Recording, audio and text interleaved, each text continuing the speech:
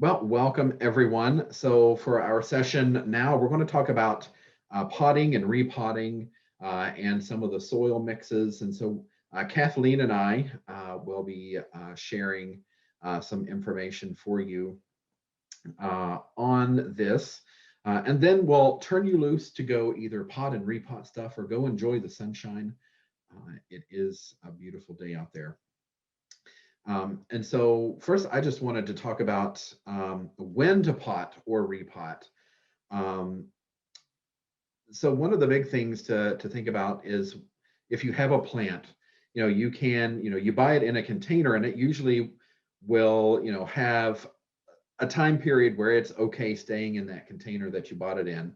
But at some point, it's probably going to outgrow that container. And so that's when you want to start thinking about repotting things. You want to also maybe repot it upon purchase if the soil looks like it's a poor quality. And unfortunately, that happens more than you think, especially, we have lots of house plants coming from, lots of the bigger stores, and those are created in bulk. So they're trying to sell them as cheaply as possible. And sometimes that means using a lower quality soil mix in the container. So you want to look to see, is it a nice crumbly, loose soil, or is it sort of that dry, cakey soil? And I can actually make a good example. I was just thinking about this. Like I have a plant that I didn't check when I bought it, and thinking about it, it doesn't hold water well, and it's not doing as well. And when I got to looking, I realized that the soil that it's planted in isn't really the best quality. And so I might want to replant that. And it's actually quite interesting. There's several new houseplant shops in my neighborhood in Omaha. And one of them, if you buy a plant and you buy a new pot from them, they will repot it for free because they think that their soil blend is a little higher quality than what comes from the supplier where they buy their plants. And so they actually like always ask, do you want us to repot that? Which I think is a nice service, and it's free. Like they just do it because they want to make sure your plants are high quality. We also know that soil contains nutrients. So not only just like the fertilizers that you add, but all of the peat moss or the core or those things all have micronutrients in them, and they will break down over time and they will be used up over time. And so repotting on a regular basis, like every year or few years, depending on the plant, will help supply those nutrients. And so you want to have a regular repotting schedule. And then you also want to do this to correct issues. So you want to have a correct planting depth. Maybe you planted it too deep or too shallowly, or it came from someone that does that, that did that.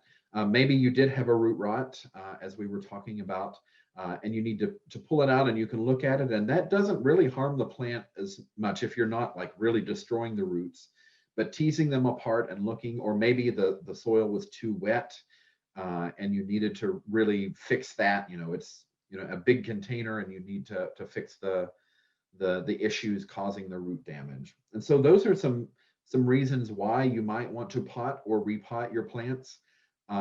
And also, if you're wanting to put it in a nicer container, then, if you buy it in a plastic nursery pot. And so there are lots of different things that you can look for. Now, when we talk about the type of containers that we use, it's really up to you. There are some benefits or some negatives upon all these different types. So we have the most common ones are plastic and terracotta and ceramics as well. And plastics are good for water retention because they hold on to water pretty well.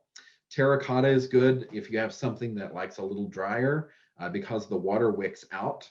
And so it's a little, if you have something that likes a lot of water, it can be a little harder to control than terracotta, but a lot of people like those pots. They like the look. And it also, if you're like a chronic overwaterer, terracotta can be a good choice because it dries out faster. Ceramic sort of has that porcelain ceramic look, but it's usually glazed so that then you don't lose as much water through that material. It's not porous, and so you don't lose that water. And then down at the bottom of this list, we have wood containers. If you have, a lot of people use these outside, but you can see them inside as well. They're just fine. And then recycled containers, sometimes people ask me about vegetable gardening in containers, which I also teach, and, using recycled if you like it, and it could be, not a 5-gallon bucket, but maybe you want something that's, find at an antique shop or, some sort of interesting container, and there are ways to use those, and I'll talk a bit about that. And then I added in galvanized metal here, not specifically for houseplants, but the issue is that if you're using it for edibles, like if you're growing indoor, like herbs or citrus fruits, or if you're growing outdoors, like a vegetable garden in a galvanized metal, they can actually release some heavy metals, which can be toxic. And so you want to watch out for that and avoid that if you're doing edibles. If you're not, they're perfectly fine for using. So we're going to talk about drainage. And drainage is a must for root health. As we've heard, root rots come along if we do a lot of overwatering.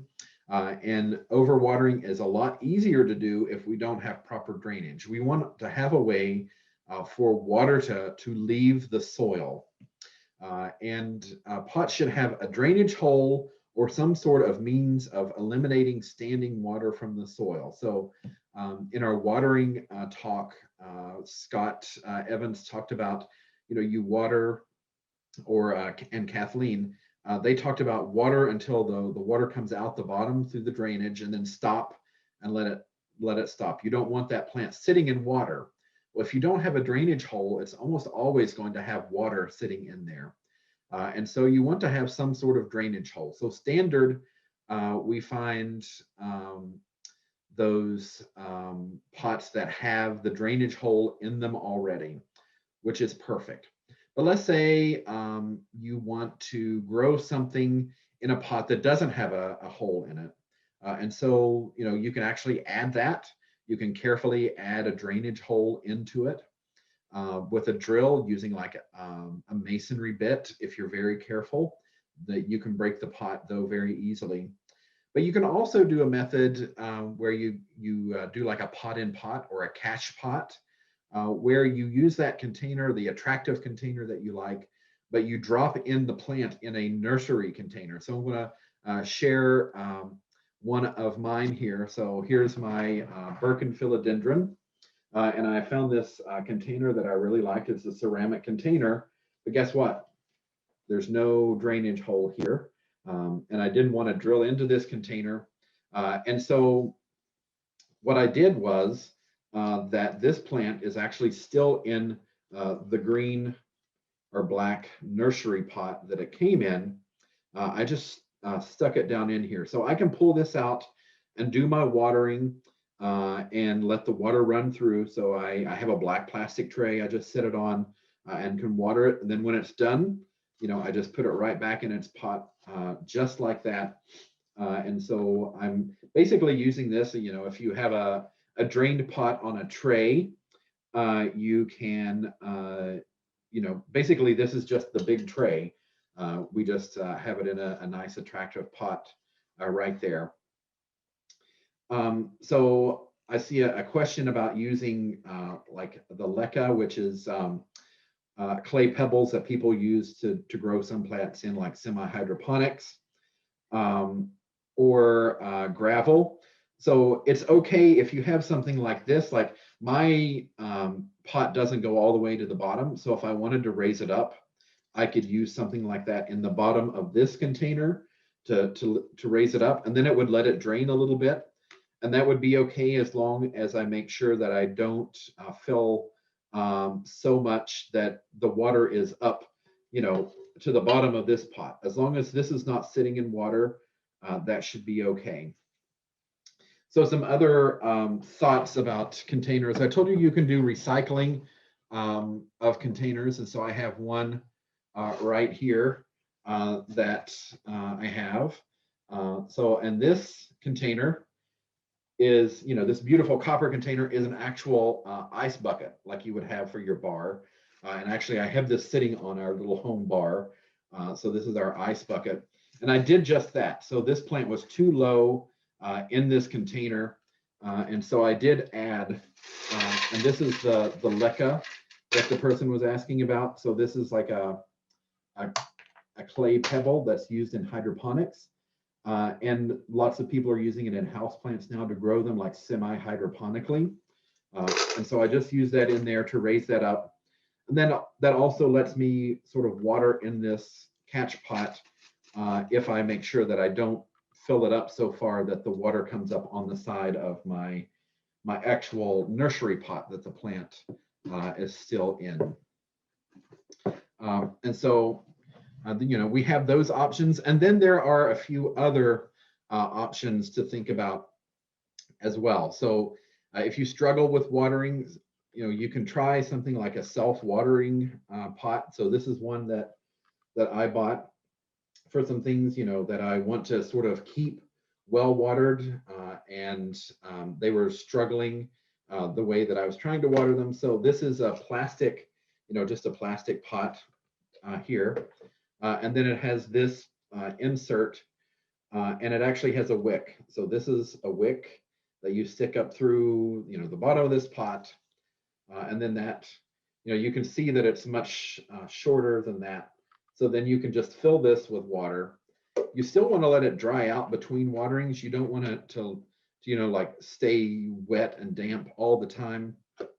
But you can use something like that. I use this I grow a relative of African violets called a streptocarpus, and I'm trying some of my streptocarpus in here because we have violet pots that sort of do this wicking to help with watering. So that's a pot that I'm trying out. And this is another type of self-watering pot that I'm trying out.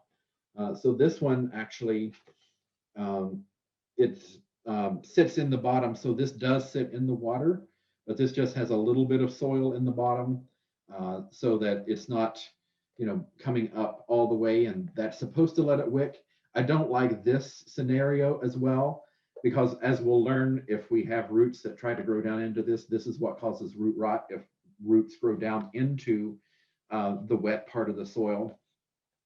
The interesting thing about this one is it actually has this little thing. So there's a floater in here, and there's actually a place to fill water in. And you fill this with water, and the floater comes up and it shows you, are you over watering? Is it too high? Is it too low? And so you can keep it just right. But you would still want to let it dry some between waterings. You don't want to keep it wet all the time. So I'm testing those out. I don't have anything to report yet, but that seems to be going okay. I don't know if our other panelists and experts have thoughts on self-watering pots, but they can share those if they've ever tried those. The one thing that I don't want you to do is to put gravel, rocks, or anything in the bottom of the pot for drainage. This is an old wives' tale that just won't die, and it needs to. Because what the science tells us is that when there's a transition between the soil texture and another texture, that's where water pools up. So if you have, if you take a kitchen sponge and you get it soaking wet and you hold it up, all the water drains to the bottom and drains out. And even after it stops dripping, you'll notice that the top of the sponge dries out before the bottom of the sponge because it has that interface, that change. It's the same with soil. So the bottom of the soil column holds on to water because of gravity. So it can't get through when there's a texture change. And so if we have the soil all the way to the bottom of the pot, the wettest part is at that bottom of the pot, and the pots are made to be deep enough to have that room at the bottom for the roots. If we're adding gravel or other material, people say it's to improve drainage, but what happens is, and we can see on this slide, that we actually raise that wet area in the soil profile so that the roots are now in that wettest area, and that can cause root rot. And so we don't want that happening. We want to make sure that the roots don't sit in that wettest part of the soil. So unless you have a, if you have like one of those giant pots that you like sit out on your front porch, and there's, like no way the plant can fill up the bottom of that pot. Like I see very big pots. Like some people will use stuff to fill in the bottom because it's really heavy and expensive to fill those with soil. But we're not expecting the roots of those plants to grow all the way down to the bottom of that like 3-foot tall pot. But for your houseplant containers and smaller container gardens, definitely do not put any sort of drainage material in the bottom. Just leave it open all the way to the bottom. Now, when we pot up, this is, when we outgrow one pot, we want to pot up. And what a lot of people, the mistake that people make is, well, I only want to do this once. And so people will get a much bigger pot and plant that plant into. But what happens is that if you have a very big pot and a small plant, then what happens is the roots of that plant grow first. So it's sort of like filling in that space before the rest of the plant grows. And so you will see what looks like, I have this giant pot that I put my plant in, but the plant doesn't seem to be growing. And it's because the roots are growing to fill in the pot before the green part of the plant grows.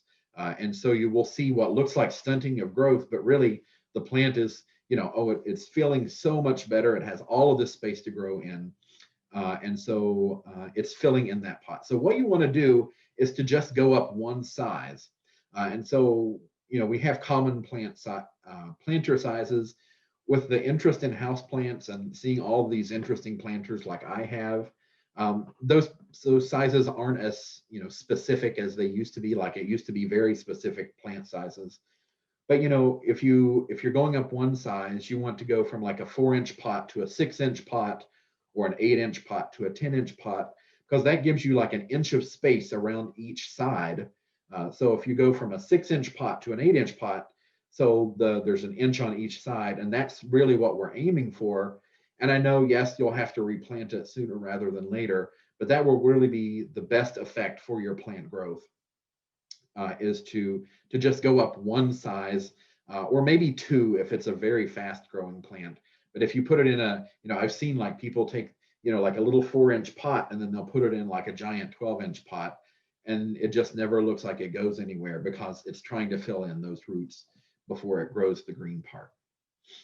So with that, I'm going to turn it over to Kathleen, and she is going to talk about some soils and some other things that we need to think about.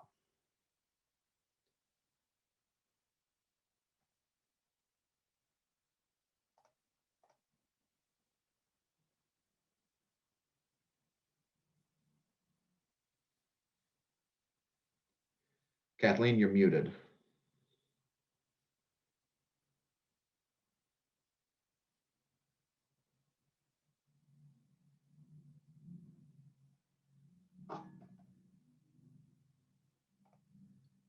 Okay, I think you're unmuted now, Kathleen. We still can't hear you or see you, though.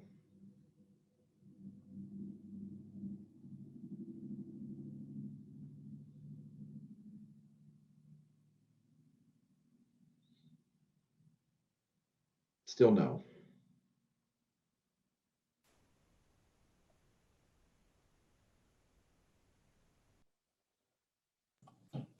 Can you hear me now? Yes, we can. Woohoo! All right, so just trying to, okay. So when we look at the major components that make up potting soils, we can see that there's a wide range of things that are available. One of those is perlite.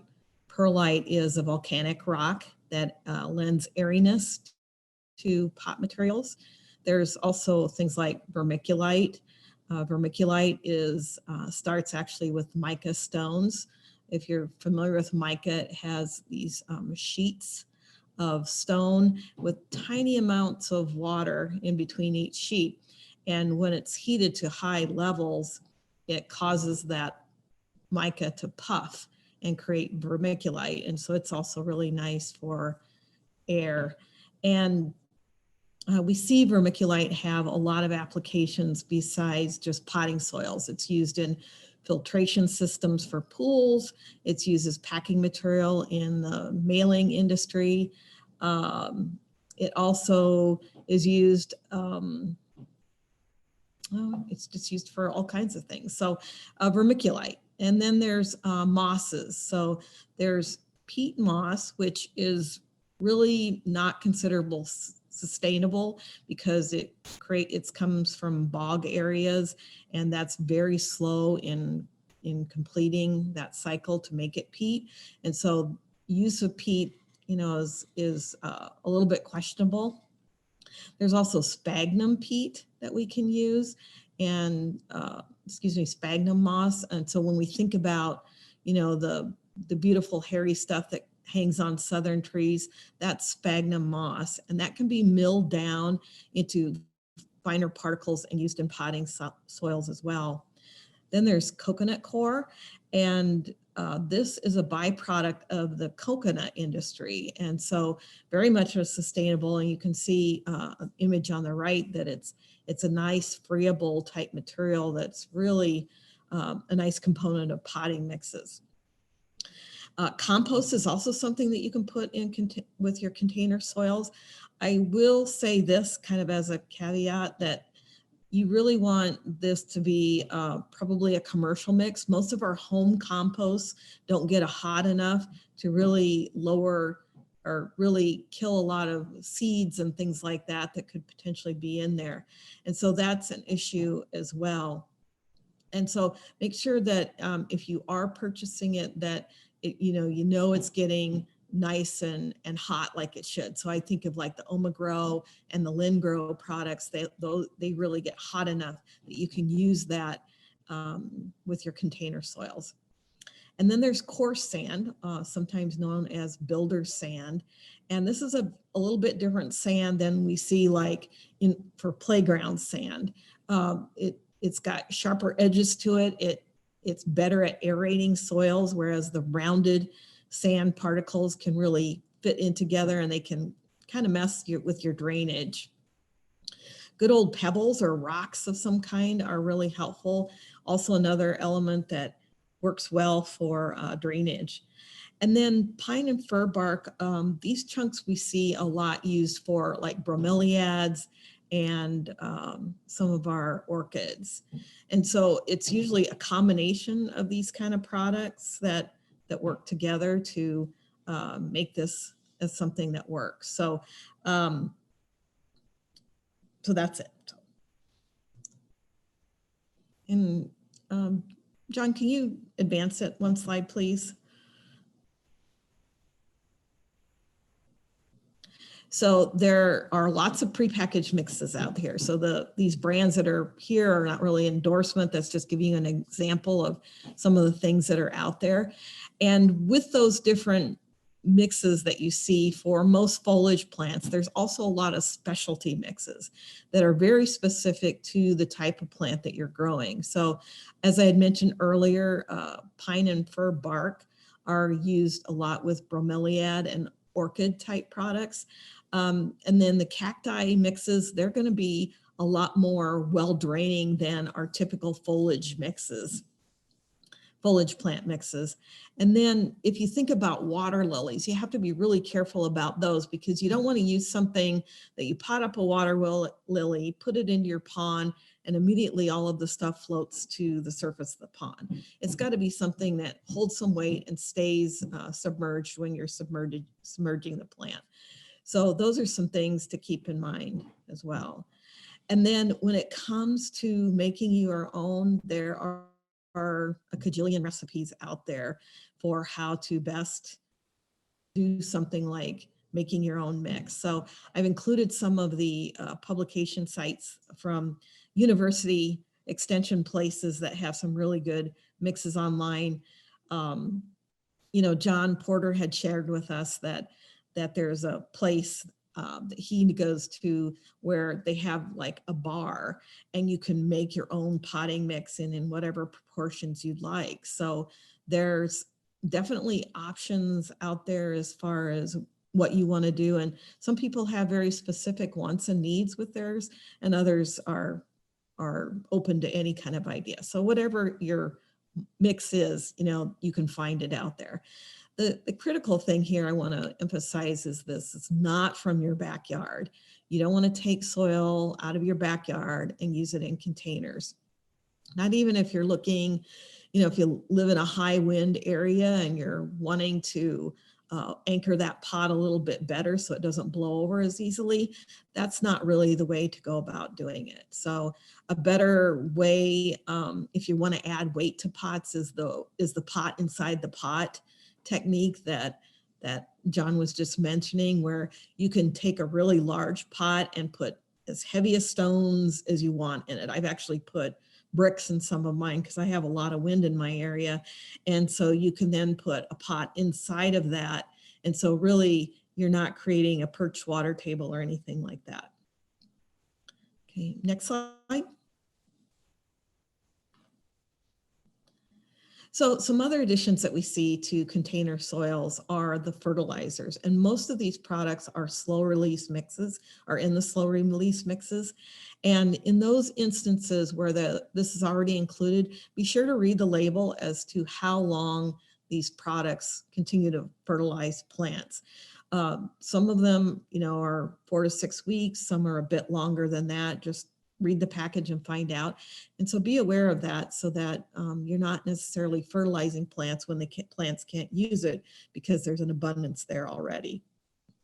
Then there's also the water retention crystals. And these are kind of handy if you're not a good watering person. So if you're not good at watering, then this will be helpful. I will tell you that if you're making those additions yourself, you have to be aware that you can add too many of them. I've seen newly planted plants that have too many water retention crystals in them. The plants are watered and the crystals, as they absorb that water, literally shove the plant out of the pot. And so that's something to keep in mind as well, is that you can have too many of those. And also keep in mind that if you're using these for house plants and you move your house plants outdoors during the summer months and you go through a real rainy period, those plants can literally be overwatered by the presence of those water retention crystals. So if you can opt to not have them, or if you're an underwaterer, then those are some instances when that will be part of your decision making in deciding whether to add them or not. Next slide. Thank you. I get asked this a lot of times: can I reuse my potting soil? And the answer is yes, you can. The important thing that you want to do there is you want to pasteurize the potting soil as opposed to sterilizing the potting soil. The difference between those two terms is that pasteurizing is a lower heat. It leaves behind a lot of the good things, microorganism-wise, that are in those soils that will benefit the plant. Whereas sterilizing, what it really does is it kills pretty much everything that's in that potting soil. And so you want to always opt for pasteurizing if you're going to reuse. I personally have found that an oven cooking bag works excellent for this, but you don't have to do that. You can just take an old cookie sheet or something like that, pile the potting soil in it, and you'll want to dampen it so that you get that even heat distribution throughout that. And that steam is also going to help to a certain effect. So then you want to put it in the oven for at about 250 degrees. And the soil itself needs to be at 180 degrees for about 30 minutes. So the reason I don't tell you how long it needs to be in the oven for is because really what we're aiming for is that temperature in the potting soil itself. So periodically take it out, check it to see when you achieve that 180 degrees at the center of that pile, and then put it back into the oven if you need to leave it in for that additional number of minutes. And the oven cooking bags, the reason they're handy is because you can move that bag around, stir that potting soil without having to touch it. Also, what really helps with it is as you're reusing that potting soil, you can just empty it from the oven cooking bag. You don't have to stick your hands in there. And so that's really handy too. Next slide. I want to talk about this just a little bit because, and this actually stems from the idea that a lot of us in the horticulture area have done judging at county fairs and both open and 4-H class. And in those instances where we have things turned into us that are succulents or cacti, and we know that that has a huge following right now. People are really interested in these things. That a lot of times when they purchase it, it's in regular potting soil. It's a regular foliage plant mix. And the problem with that is that it doesn't drain well. Cacti and succulents, where they grow out in the wild, they are used to very well-drained potting or well-drained soils.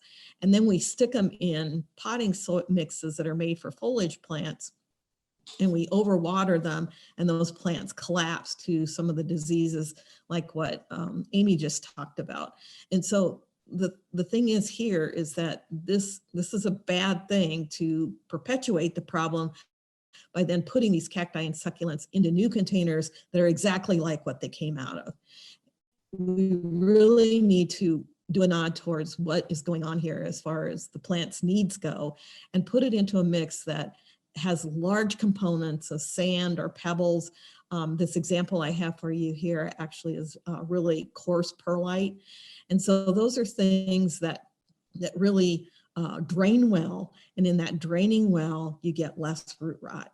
And so those are actually things I make suggestions or comments to in the judging I do on that, just because it's showing that a clear understanding of the needs of the plant. So I just want to ongoing. Okay. And next slide.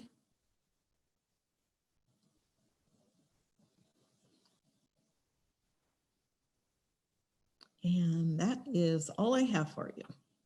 Questions? When I added this in, just, you know, for most plants, like just a standard purchased potting mix is fine. But there are some that like a little bit special stuff. So like, you know, orchids, etc. We get a lot of those. Like you need to use orchid mixes, like the wood chips, bark, or moss, or even like, you know, I have lots of like things like monsteras, which are an aroid, and they like, you know, they're actually more of a climbing plant, and so they like stuff like bark and stuff mixed into their mix with the peat moss and core. So, you know, you can just get by with, you know, like the potted high quality potting mix, but sometimes, you know, looking if you're specializing in a plant, see what they like before you know, just use a potting mix. And so then, you know, we are open for more questions if we have them. Feel free to type those. You can also reach out to us via email, and I think our email addresses are here.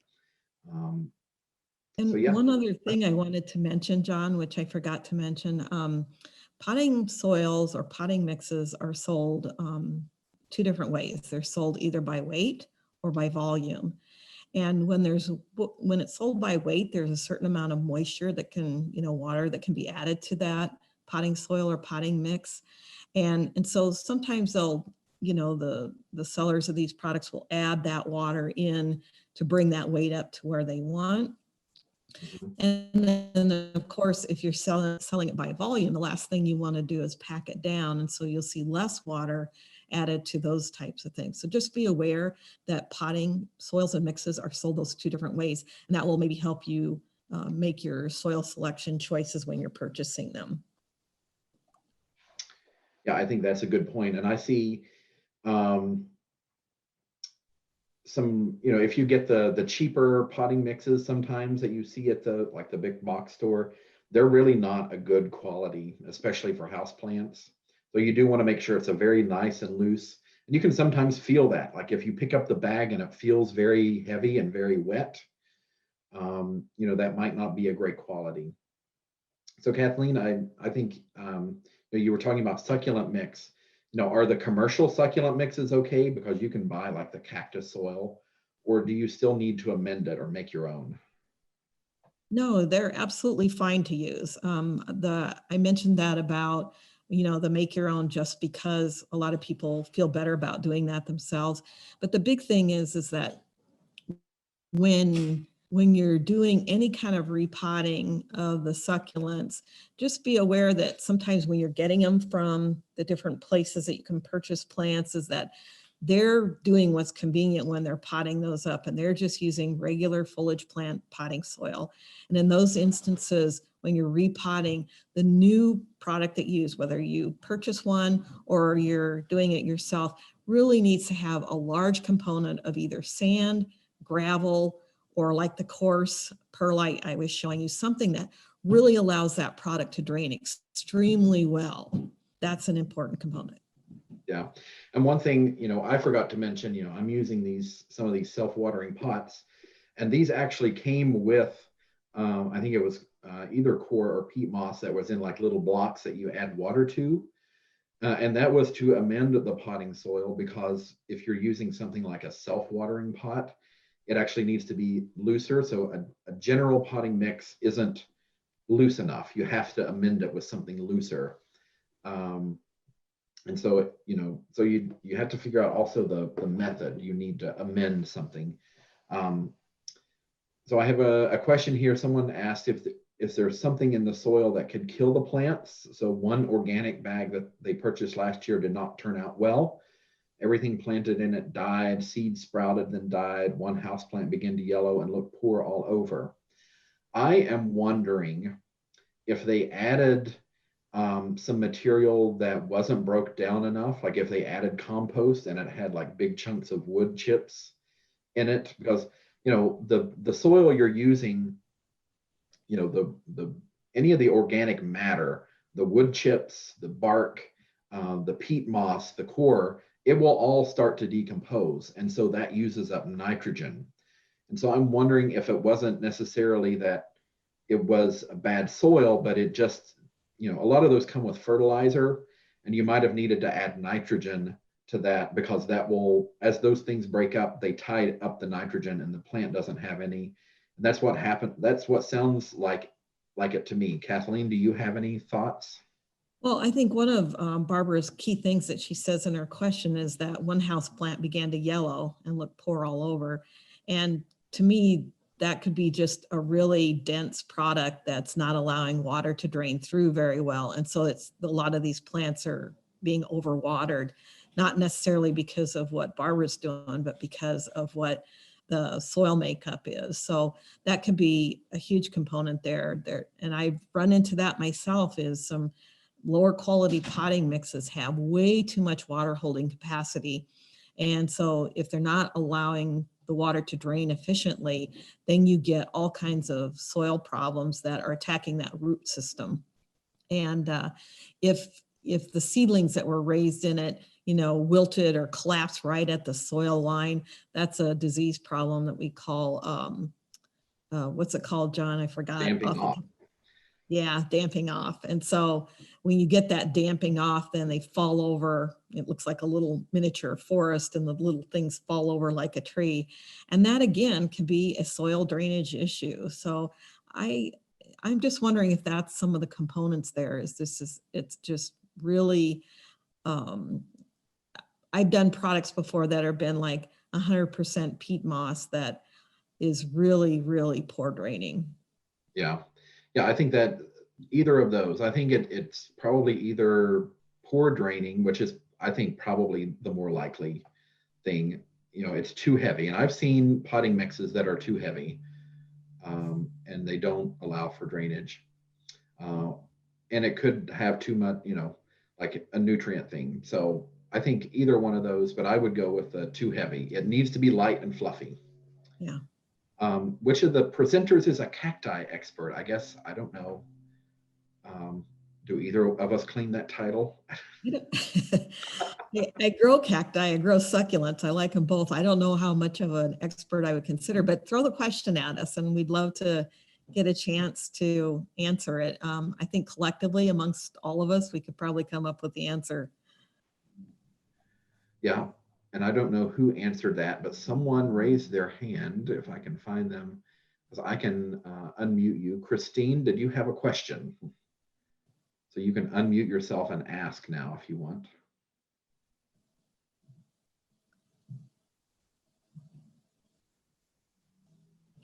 Or maybe not. So whoever asked the, oh, they want to know who they can send emails to. You could send that to either of us or both of us. So I can just type our emails are on the screen. I forgot that. Well, and John and I will most likely start a conversation on it just to see if we can get to the bottom of things. And then Becca put in the chat that she's been mixing perlite, orchid bark, charcoal, and earthworm castings as a nice airy mix, and my plants have been loving it. Yeah. And I wanted to mention that a lot of these mixes that are online, a lot of them require that you put